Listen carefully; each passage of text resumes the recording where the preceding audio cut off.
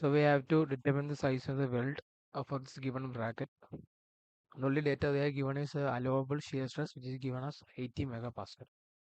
You need to find the size of the weld, or it is termed as H. Okay, let's look at the solution. So first of all, just write all the given data. So calling the applied load as P. So you can use any letter, so I'm calling it as P, and it is mentioned as 50 kilonewton. Okay, the figure is given, and from that figure the applied load is 50 kilonewton, so that has to be converted in newton, so multiplied by 1000. And E is the horizontal distance to the, I mean, hinged point, or that welded part. That's E. That horizontal distance, I'm calling it as E, small e. That's a normal convention used in eccentric loading. E be the horizontal distance from the point of, I mean, the like point of force to welded joint. So that is E, and it is given as 900 mm. That can also be identified from the figure. Then two terms we need to know is M and N. Okay, if you take the cross-sectional view or front view, M is in convention, M is the vertical distance, while N is the horizontal distance of the weld. That term you have to keep in mind. So from this figure, obviously you can say what is N and M. N will be the horizontal distance, which is given as 150 mm from the given condition, and M is the vertical distance. Okay, these two terms you have to be familiar. M is the vertical distance of the weld, and N is the horizontal distance of the weld. Then, in the case of eccentric loading, okay, these types of questions are eccentric loading cases. So, in these questions, we will be using maximum shear stress theory to solve the problem. Okay, these are the things you have to know before solving this problem. So, you will be using maximum shear stress theory in order to solve this problem. Why? This because this is eccentric loading case, and most likely this welded joint will fail by shearing. So, obviously, you have to use maximum shear stress theory. And what does it say? So maximum shear stress theory, tau max equal to square root of sigma by 2 the whole square plus tau square. This is what maximum shear stress theory define. So this equation is used in all type of eccentric loading cases. This maximum shear stress theory is used. Our only aim is to find the corresponding, I mean, normal stress or bending stress and shear stress to substitute in this equation, find the desired or what they asked to find. So this is the, I mean, the equation we'll be using to solve this problem. So let's find each and every term of this maximum shear stress theory. As you can already see from the maximum shear stress theory, we need to find sigma. Sigma simply means normal stress. So in this case, from the given figure, you can identify that load for P 50 kilonewton obviously create a bending load. So that means the stress or the normal stress occurring here is bending stress. Okay.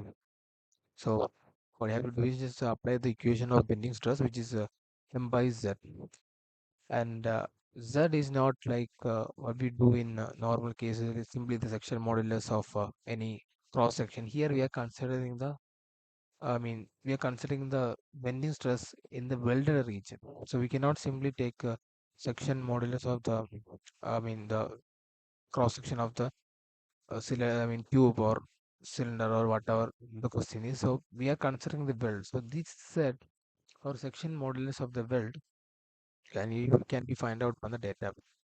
So okay, this if you look in this a separate page for the this type of equation data, you can find corresponding Z value for different types of welding. Sometimes it be vertical, sometimes it be square. So you can find that corresponding section modulus of the weld from the data book. You don't need to learn that. So we have this equation.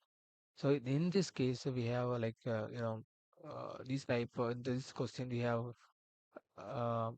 two vertical and horizontal figure. I mean that basically it's just a square with not having one side, right? The welded part, it looks like a, what do you say? I don't know, like two vertical and one horizontal part together join that welded joint, right? So you can find from the data books correspond. Look at this corresponding structure and find the Z value. So in this type of weld, in this question, this type will have two Z value. It's the top and it's at bottom. this equation you can find the data book, but we don't know the value of HT. So HT has to be converted in form of H, because our aim is to find the value of H. So HT is the basically the depth of weld, and H is the size of the weld. You have to find the size of the weld. So this this actual equation of Z dot is in form of HT. So that has to be converted into H. So we'll be substituting 0.70 H. So that's a constant value. HT is equal to 0.707 H. We have to learn that. So now I got the value of Z dot. Okay, in form of H. Same way, I need to find the value of Z bot. Now I got the value of Z top. So same way you can find the value of Z bottom. This Z top and Z bottom is only in this type of filter structure. Not all the filter structure may have like both top and bottom equation for section model. There will be sometimes some well type will be having a single Z equation. So in that case, we can directly use that Z and substitute in the bending stress equation. But here in this type of welded joint, this design will be having two Z value, Z top and Z bottom. We find the value of Z top. Next step is we have to find the value of Z bottom. The same equation you can also find the data group. Here also we need to convert the HT value because we cannot use the HT value, because we need to find the value in terms of H, because that is what we have to find. So that HT has to be converted into H by the same equation I just told before. As a relation between HT and H, HT is equal to 0.707 H. That's a relation in the fillet welded part. Okay, that's a theory part, and so same way you can find the value of Z bottom in terms of H. So among these Z top and Z bottom, you have to take the Z section modulus having minimum value, not to substitute in the bending stress equation. So from these two values, the Z minimum will be for Z bottom, right? So I will be taking like Z bottom value, that is like 28280 H. Okay, now we got the value Z. So next step is to substitute in the bending stress equation. So the final step is just substitute in the equation of bending stress M by Z. M is we know that it's actually the M is a moment, right? So moment is a force into a horizontal distance. That means E into E.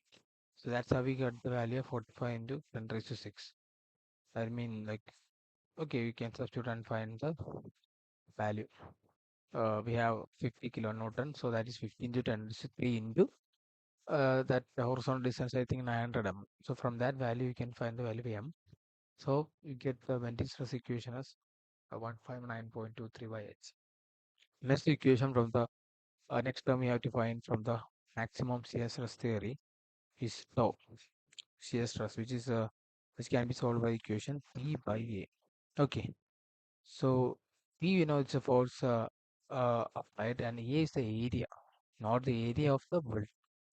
How do you find area of the world in this type of question? Means we have to multiply the basically circumference, like length into depth. Okay, so whatever that figure, you have to multiply length into depth. So how do you find length? We have I already told you m is the vertical distance and n is the horizontal, right?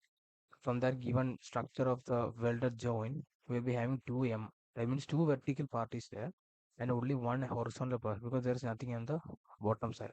So I can call L as 2m plus n, right? There's 2m and 1n. So L is the length, total length of the weld. There will be 2m plus n.